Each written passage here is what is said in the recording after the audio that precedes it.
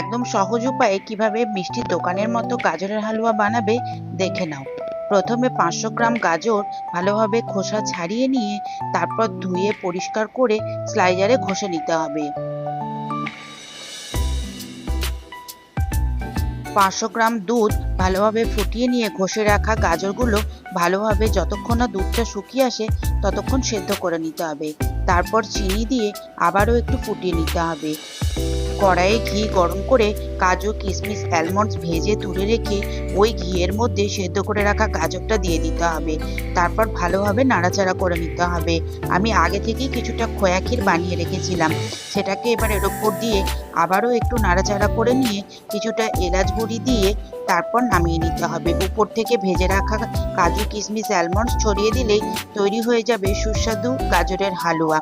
তোমরা অবশ্যই এইভাবে একবার ট্রাই করো। Thank you.